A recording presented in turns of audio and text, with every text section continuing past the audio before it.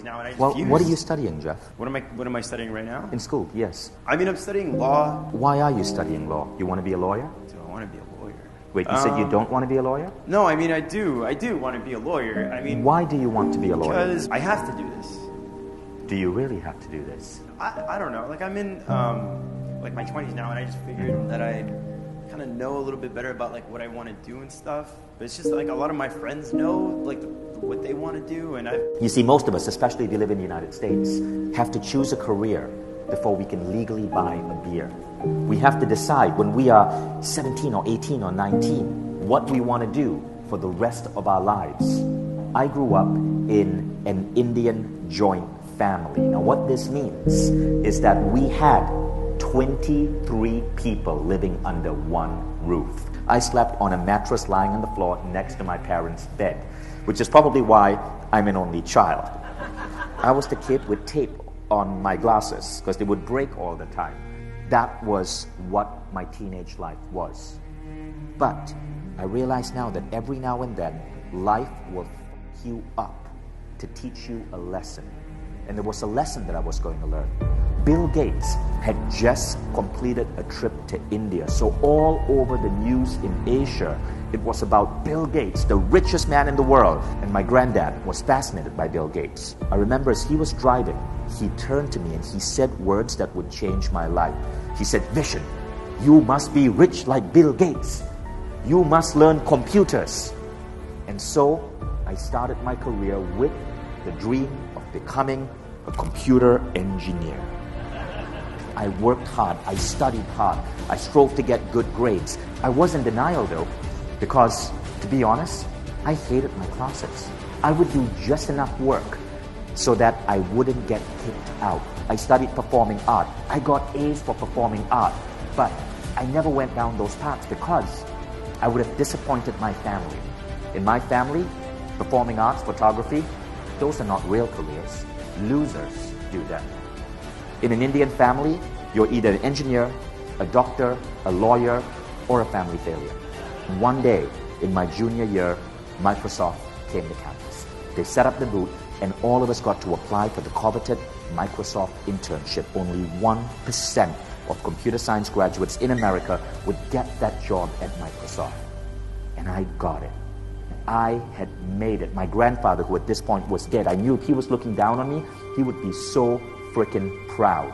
After being at that job for 1 and then 2 months, I woke up one night. Something fell off. The pivotal moment was about to come.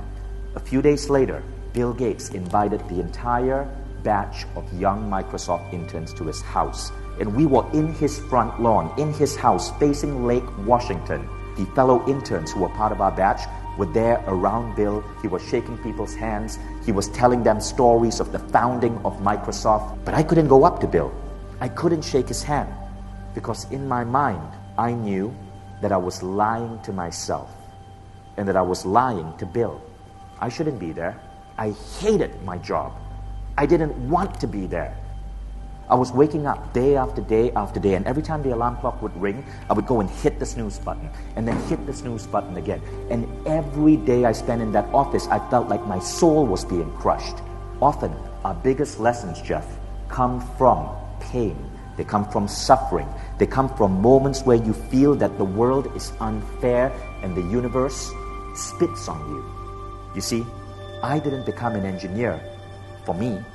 I became an engineer because at some point when I was a kid, my grandfather, with all his love, wanting me to be safe, wanting me to be rich like Bill Gates, implanted a belief in my head that was what success looked like. I was probably the only person in that class who didn't shake Bill's hand. I decided I was going to quit.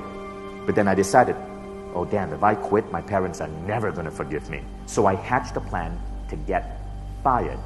I simply shut the doors to my office and I played Age of Empires all day until my manager discovered me and kicked me out. I was lucky. I was lucky that I discovered how horrendous life can be when you go down the wrong path. I was lucky I discovered that early. But so many of us manifest not what our soul wants us to experience, but what our culture wants us to experience. But the problem is, like a fish swimming through water who can't see that it is in a substance called water, we can't see that we are swimming in a tangled web of human ideologies. I found myself broke, having to rent a two-seater sofa from a college kid in Berkeley. Two-seater so that my legs kind of hung off at night when I slept. On that two-seater sofa was everything I owned. To the outside world, that seemed completely irrational and stupid.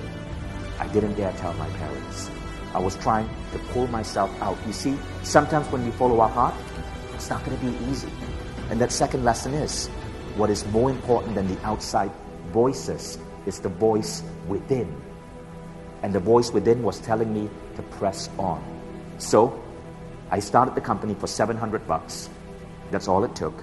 Started out in a Starbucks. And that's how the company and the life that I have today slowly started to form. And it took 10 years for everything to click. It didn't just work out perfectly. Remember, when you start doing the right thing, it's not like all of a sudden everything clicks and everything moves effortlessly. If that were true, you would not learn jack. Your soul wants you to paint this beautiful picture of your own life, this original masterpiece. You decide where the reds go and where the blues go and where the yellows go. You decide that. But most people don't. Most people rather decide that they want their life to come from a photocopy machine. They want their life to be photocopied from the lives of the people around them, their fathers, their mothers, their grandparents, their teachers, what society says is right.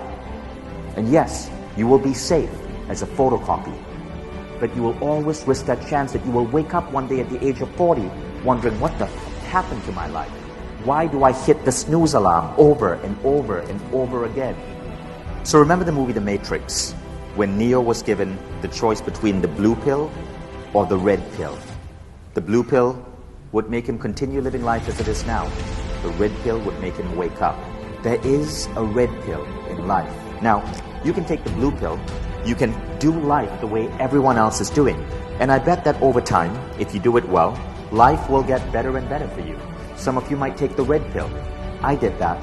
Now, when you take the red pill, when you choose not to follow the status quo but to try to do your own thing, very often, this is what's about to happen. Your life will not have that same level of quality because you're doing things a little bit different.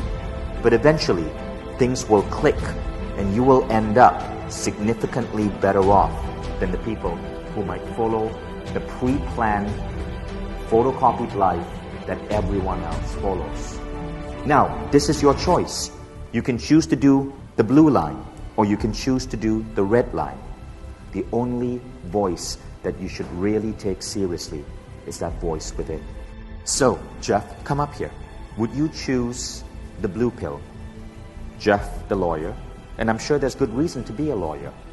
Or would you take a little bit more of a risk and choose the red pill?